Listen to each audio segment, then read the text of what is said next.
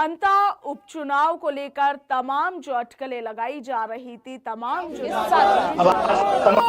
विराम लग चुका है, उपचुनाव के नतीजे अब सबके सामने हैं।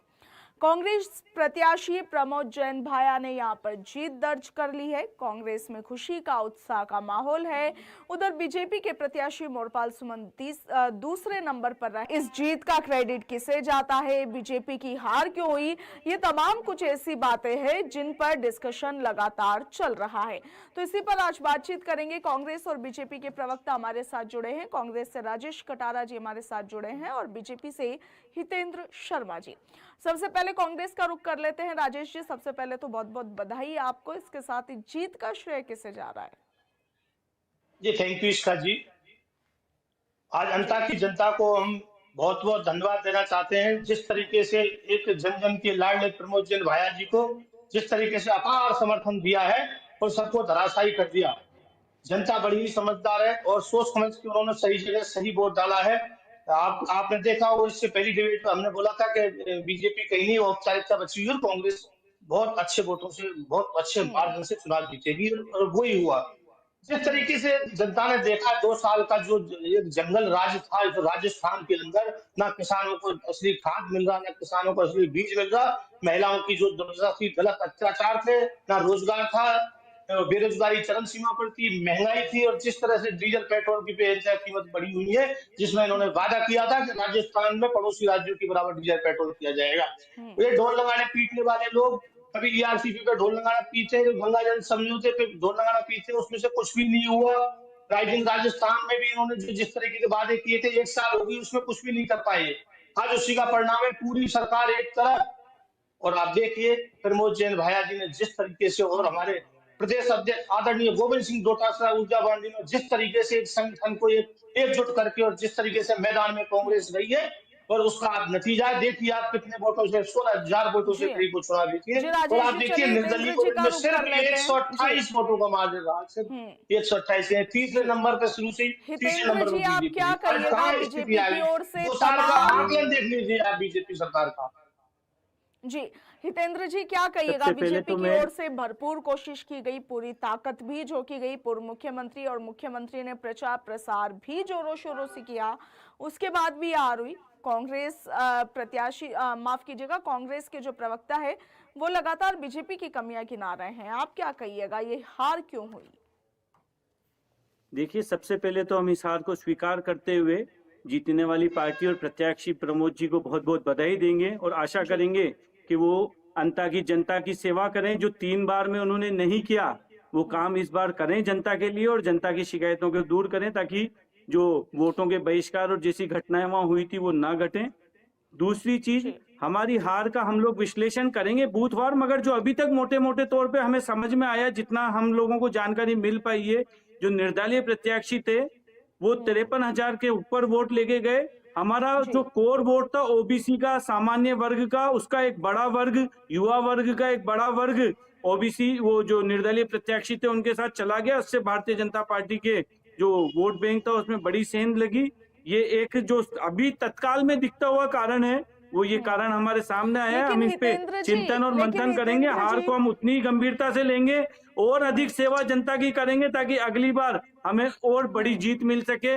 जहां जो कमियां रही है उन्हें दूर करेंगे। चुनाव में जनता की जो शिकायतें हमारे सामने आई है, हम हार गए मगर हमारी सरकार है, हम उन सब शिकायतों को दूर करने की जवाबदारी और जिम्मेदारी आज भी लेते हैं। हारने के बाद भी आप लोगों की तरफ से बार बार ये बयान दिए गए कि नरेश मीणा के खड़े होने की वजह से तो कांग्रेस को नुकसान होगा। तो पूर्व मुख्यमंत्री अशोक गहलोत ने भी ये बयान दिया कि नरेश मीणा निर्दलीय लड़कर बीजेपी को फायदा पहुंचा रहे हैं और कांग्रेस को नुकसान पहुंचा रहे हैं, मगर आप कह रहे हैं कि नरेश मीणा के निर्दलीय चुनाव लड़ने की वजह से बीजेपी को नुकसान हुआ।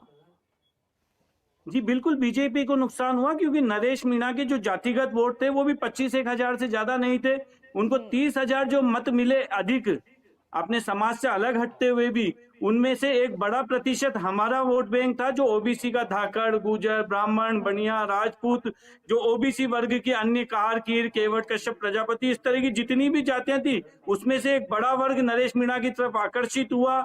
उन्होंने जो चुनाव का एक माहौल खड़ा करा, उस माहौल से ये सभी जातियां लामबंद होकर भाया जी के साथ हुई और हमारा वोट बैंक कमजोर हुआ, इस वजह से हमें हार मिली है। फिर भी हम बूथवार इसका निरीक्षण करेंगे और जहां जो कमियां रही है उनको दूर करके जी कटारा मजबूती जी, से क्या आगे आप चुनाव सहमत लड़ेंगे। है? क्या आप सहमत है बीजेपी प्रवक्ता के दावे से, जो कह रहे हैं कि निर्दलीय कैंडिडेट की वजह से बीजेपी को नुकसान हुआ? जिस तरह से आपने सरकारी मशीनरी का दुरुपयोग करके के जिस तरह से जुताई मुख्यमंत्री जी की और वसुंधरा राजे जी की सभा में, वो देख लिया आपने कि भीड़ सिर्फ तमाशा देखने आती है। पर गोविंद सिंह डोटासरा जी इतने दिन से कहते हैं कि ये भीड़ क्या है, सरकार नहीं सर्कस है, तो सर्कस देखने के लिए वो भीड़ इकट्ठी हुई थी और आपने देख लिया उसका परिणाम क्या परिणाम हुआ। आप तीसरे नंबर पर जाकर के राष्ट्रीय पार्टी का दर्जा प्राप्त आपको और आप कहते हो कि हम राष्ट्रीय पार्टी और हमने विकास के नए आयाम स्थापित किए हैं। अब वो नए आयाम आपने देख लिए, क्या विकास आपने किया। आपने बहिष्कार की बात कर लो, बहिष्कार आपके ही शासनकाल में हुआ है। 2 साल से आपकी सरकार थी, 2 साल में आप कुछ नहीं कर पाए उस क्षेत्र के लिए। आप देखिए वसुंधरा जी की कमी गिन रही थी और मुख्यमंत्री जी वहां एक डायरी में लिख रहे थे। आप बताइए, क्या मुख्यमंत्री जी को 2 साल से पता नहीं था इस बात के लिए कि भाई यहाँ क्या कमी है क्या नहीं? आज तक मुख्यमंत्री जी गए नहीं। दूसरा आप देखिए इसका जी, जो बच्चे छत गिर गई, जो बच्चे दब गए उस स्कूल में, उसके मुआवजे में आप बकरियां दे रहे हो। आप बताइए, ये ऐतिहासिक काम बीजेपी कर सकती है, मुआवजे के तौर पर आप बकरियां दी जा रही है। देखिए आप रोडों पर किस तरह से आयतों मच हुई है, लॉ एंड ऑर्डर की किस तरह से धज्जियां उड़ी हुई है, किसी तरह से इनका कोई राजस्थान संभल नहीं रहा, ना किसानों को कोई खाद बीज मिल रहा। ये सारी चीजें जनता देखती है, सब धरातल पे कुछ नहीं है, सब हवाई हवाई हो रहा है। राजेश जी ज्यादा तो उत्साहित इसका मत हो परिणाम है भाई। और इनको सबक लेने की जरूरत है, काम करने की जरूरत है। ना कि चुनावों से बीजेपी इतनी क्यों डरती है, आज ये साबित हो गई इसका जी, ये बीजेपी चुनावों से इसलिए डरती है क्योंकि इन्होंने आकलन कर रखा है कि हम जहां भी चुनाव करेंगे वहीं चुनाव हारेंगे। आप देखिए, अभी तो गंगानगर में जिला प्रमुख का चुनाव हुआ था, आपने देखा था, वहां इन्होंने आरती खानी पड़ी। भरतपुर में जिला प्रमुख नहीं है 2 साल से, वहां आरती खानी पड़ी इनको। अब आप जयपुर में एक नगर निगम का चुनाव था, तीसरे निर्दलीय से भी पीछे बीजेपी रही। आप देखिए तीसरे नंबर पे बीजेपी रही। इनका विकास देखिए आप, नगर निगम या जयपुर में जो हमने काम कराया उसका नाम बदल करके विकास का नाम देना चाहते हैं, तो जनता सारी चीज समझती है कि नामकरण कर रहे हैं, बनाता कोई है, सिर्फ नामकरण का काम करते हैं। ये देखिए, ये सिर्फ शिलान्यास अच्छा करते हैं, पूरा हितेंद्र इनका जी, उद्घाटन किसी जी चीज का नहीं हो जी पाता। कटारा जी, 5 साल हितेंद्र तक जी सिर्फ का रुख शिलान्यास करते करेंगे। रहेंगे या जी जांच के नाम पे हमारी योजनाओं को, कांग्रेस अरे की योजनाओं कटारा पे साहब रोकते बोलते ही रहेंगे। रहोगे क्या? जी जी जी चलिए बिल्कुल बिल्कुल, हितेंद्र जी, आप बोलिए, मेरा आपको सवाल मौका है, आपसे आप है। बोलिए। हितेंद्र जी, मेरा सवाल आपसे, देखिए हार जीत तो चलती रहती है, जाहिर सी बात है, मगर एक सवाल जो इस वक्त सबसे ज्यादा उठ रहा है, आपने देखा होगा कि प्रचार प्रसार के दौरान बीजेपी प्रदेश अध्यक्ष मदन राठौड़ का एक बयान आया था। उन्होंने ये कहा था कि यदि यहाँ पर बीजेपी की जीत होती है तो हो सकता है कि जो बीजेपी कैंडिडेट है वो कैबिनेट में मंत्री भी बन जाए। इस तरीके का बयान भी उनका आया, मगर उसके बाद भी बीजेपी उस तरीके का परफॉर्मेंस वहां पर दिखा नहीं पाई है। कैसे इस तरीके से माना जाए कि अब जनता का विश्वास बीजेपी में कम हो रहा है? ये बातें सोशल मीडिया पर उठ रही है, क्या कहिएगा? देखिए, जनता का विश्वास बीजेपी में क्या है ये तो सबको दिख रहा है। आज ही बिहार के भी चुनाव परिणाम आए हैं जहां कांग्रेस 2 डिजिट में, कितना 2 डिजिट में भी नहीं पहुंच पाई है।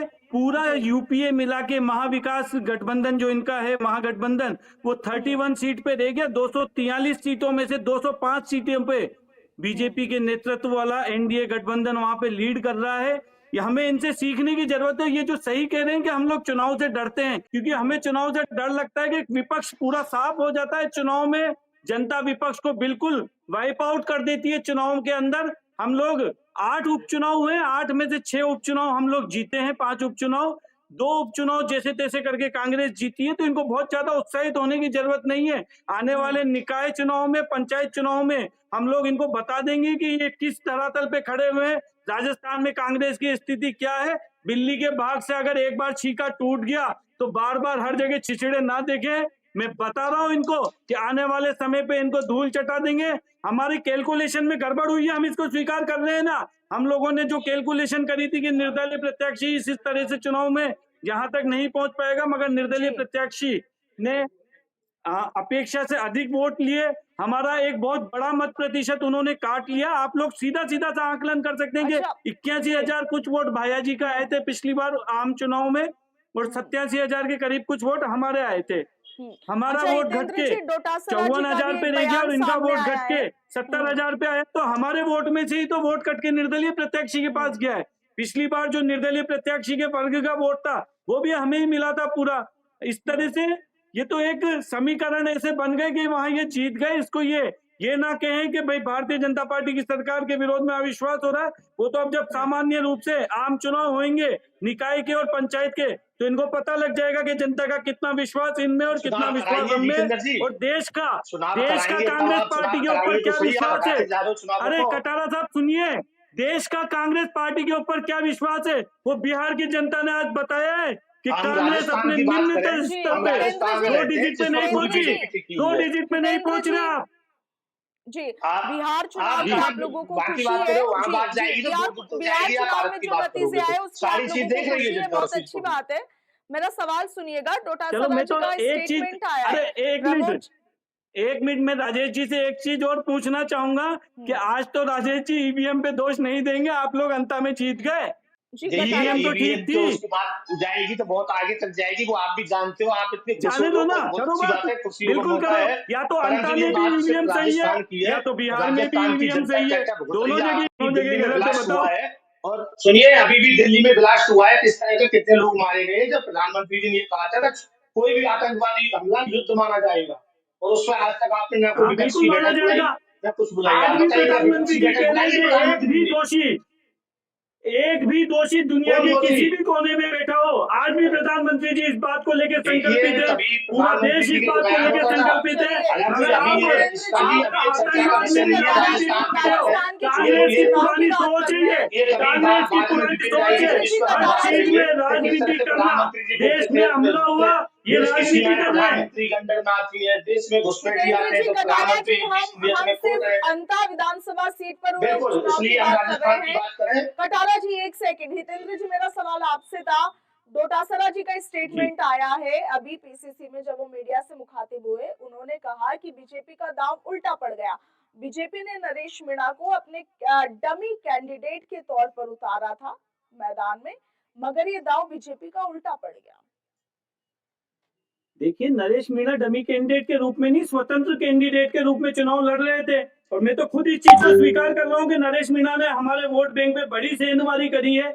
हमारा लगभग 25-30 हजार वोट बैंक नरेश मीणा जी की तरफ शिफ्ट हुआ। इन्हीं कारणों से हम हारे। क्यों हुआ इसकी हम समीक्षा करेंगे और उन कारणों को दूर करेंगे। जी क्या कहिएगा कटारा जी, डोटासरा जी ने ये बयान दिया है कि नरेश मीणा को बीजेपी ने अपना डमी कैंडिडेट बनाया है। देखिए इसका जी बिल्कुल सही उनका बयान, गोविंद सिंह डोटासरा जी हमारे अध्यक्ष जी, उनका बयान बिल्कुल सही है। आप देखिए पूरे चुनाव के अंदर बीजेपी कांग्रेस के प्रत्याशी की बुराई कर रही थी, नरेश मीणा जी कांग्रेस के प्रत्याशी की बुराई कर रहे थे। इन्होंने ना नरेश मीणा जी की कभी बुराई करी, ना नरेश मीणा जी ने बीजेपी के किसी प्रत्याशी की बुराई करी। तो ये चीज बिल्कुल क्लियर है, ये प्रायोजित मामला था और वो उल्टा पड़ गया। कई बार क्या है आत्मघाती साबित होते हैं कई फैसले, इस तरह के जो आप फैसले लेते हो तो जनता को आत्मघाती साबित हो जाते हैं, और वो कई बार इनको खुद को भी ये हो गई साबित, इनको महसूस हो गई ये बात कि अब इनको ये चीज सीखनी चाहिए। धनबल बाहुबल और जो जाति वंश जो टिकट देते हैं वो आगे इनको सोचना पड़ेगा, विकास पर काम करना पड़ेगा। जनता विकास के नाम पर वोट देती है। इन्होंने आप देखिए हमारे समाज में सबसे ज्यादा वोट है उन प्रत्याशियों ने कहां से ढूंढ के लाए, और काफी दिन तक इनका मंथन चला। और पहली बात ये कैंडिडेट इस टाइम पे नहीं दे पाए ये कोई हार का ठीकरा अपने सर लेना नहीं चाहता था। मुख्यमंत्री जी वसुंधरा जी का नाम लेते थे, वसुंधरा जी मुख्यमंत्री जी का, कोई मदन राठौर जी का, इन्होंने कहीं सहमति नहीं बनी। खुद मुख्यमंत्री जी 3-3 घंटे मंत्रणा करने के लिए पूर्व मुख्यमंत्री वसुंधरा राजे सिंधिया के घर गए थे, इनको आज तक कभी उनके इस तरीके से वार्तालाप करने नहीं गए। ये किसी भी तरह से दिखाना चाह रहे थे कैसे भी हमारी बात बच जाए, परंतु आज देख लिया 2 साल का विकास सामने आ गया। तीसरे नंबर पर राष्ट्रीय पार्टी का दर्जा मिलने वाली बीजेपी और तीसरे नंबर पर छत्तीसगढ़। अच्छा कटारा जी, आप लोग प्रमोद जैन भाया की जीत का क्रेडिट किसे दे रहे हैं?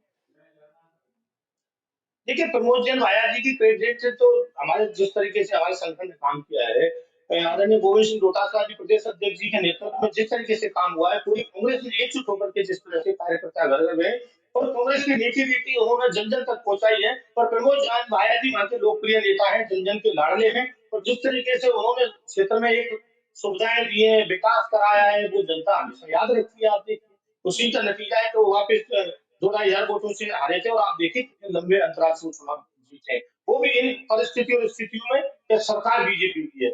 आप खुद देख लीजिए वो कितने वहां के लोकप्रिय और प्रचार की जरूरत भी नहीं थी। जनता अपने मन से वोट देती है, कोई ऐसा नहीं अच्छा कि आप किसको बदलाव।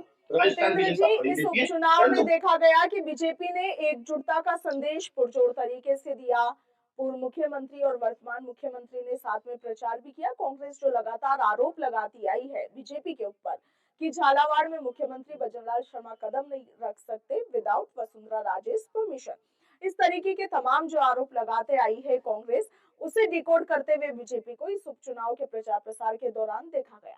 मगर अभी एक बार फिर से आप ही के साथी प्रवक्ता की ओर से इस तरीके के आरोप उठाए जाने लगे हैं, फिर से ये जो सवाल है वो उठने लगे हैं, क्या कहिएगा? देखिए, हमारी पार्टी पहले भी एकजुट थी, हमारे यहाँ पे कोई बिखराव नहीं है। बिखराव तो कांग्रेस पार्टी में है। हाड़ौती के अंदर और पूरे राजस्थान में कांग्रेस पार्टी खंड खंड में बिखरी हुई है। अभी 8 तारीख को जब गहलोत साहब कोटा पधारे थे तो वो नजारा हम सब ने देखा है, किस तरीके से कांग्रेसी वहां पे एक दूसरे को मार रहे थे, खून निकाल दिया कांग्रेसियों ने एक दूसरे के लिए। गहलोत साहब के आगमन पे एक भी नारा कांग्रेस पार्टी जिंदाबाद या अशोक गहलोत जिंदाबाद का नहीं लगा। वो वीडियो पूरे देश ने, पूरे राजस्थान ने देखा है, पूरे शहर ने देखा है। वहां पे अपने अपने नेताओं की जिंदाबाद लग रही थी, अपने अपने नेताओं के कार्यकर्ता एक दूसरे का सर फोड़ रहे थे। ये तो एक परिस्थिति वश कांग्रेस पार्टी को यहाँ विजय मिली है। ये विजय, इनको बधाई हो। मगर मैं फिर कहना चाहूंगा कि कांग्रेस पार्टी विघटन की ओर पूरी तरह बढ़ रही है। कांग्रेस में बिखराव है, कांग्रेस में फूट है। इनका संगठन सृजन अभियान जो चल रहा था वो विघटन सृजन अभियान था। पिछले कई महीनों से पूरे राजस्थान की निगाहें टिकी हुई थी कि इस उपचुनाव महिलाओं का की बात नतीजा करें क्या तो होगा, 78% क्योंकि यहाँ पर मुकाबला त्रिकोणीय था। नतीजे अब सबके सामने हैं। यहाँ पर अभी बीजेपी प्रवक्ताओं को आपने सुना, उन्होंने हार का कारण बताते हुए उनका ये कहना है कि क्योंकि नरेश मीणा निर्दलीय चुनाव लड़ रहे थे और इसीलिए उनका एक बड़ा वोट बैंक यानी कि बीजेपी का एक बड़ा वोट बैंक वो नरेश मीणा के खाते में शिफ्ट हो गया, जिस वजह से बीजेपी को हार का सामना करना पड़ा।